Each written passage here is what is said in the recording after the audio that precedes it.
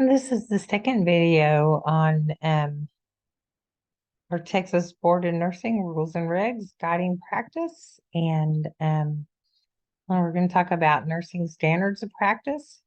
And there's 22 standards that are specific to all nurses. And let me just say the standards of practice when we talk about this are standards of care is another term, or practice standards, however you want to say it. Um, they are what guides our practice to be safe. So, a nurse who follows the standards of practice is practicing in a safe manner, and a nurse that breaks the standard of practice, then those are the ones that are more likely to be sued, if their patient comes to any harm or to have problems with their licensures. The first thing it has on here is you have to know your rules and regs and follow them. The ignorance is no excuse if you break the rules. You have to say, implement a safe practice environment. You have to know the rationale and the effects of the meds and the treatments of all the meds that you give, and so you give them correctly. You have to document accurately and completely. You have to take care of HIPAA, respect people's privacy and protect them, shut the door if you're in a patient room so people can't see in the room and see what's going on. Um, you know, promote or participate in patient education and talk to them about all their treatment options, right? Then this is for your teaching and your advocacy. Another thing that they have on here is to get instruction or supervision for your nursing procedures or practice. If you've never done something before, be sure and read the procedure and then ask for help as needed, right?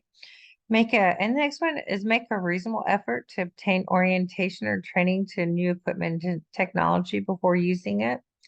Don't just go using an IV pump without finding out how to program it, right?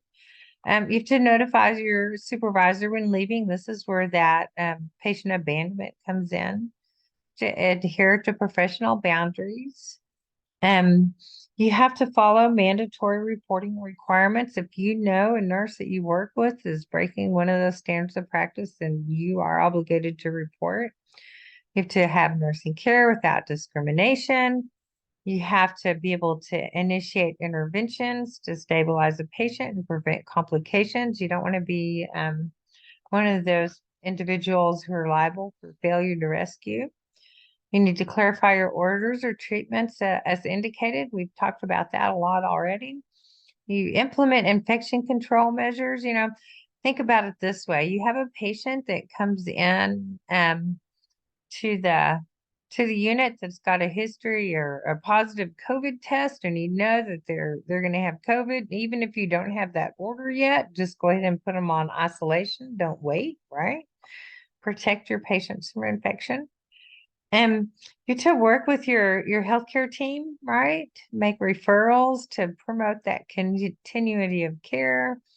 You have to be responsible for your own competence and professional growth. You're going to have CEs for renewal every 2 years. And if you don't have them done on the timely manner, then you just can't go to work. You have to be able to make assignments appropriately, accept appropriate assignments, and supervise others. And if you are a supervisor, anybody who works for you, you have to verify their license and credentials. You can't just take it on their word.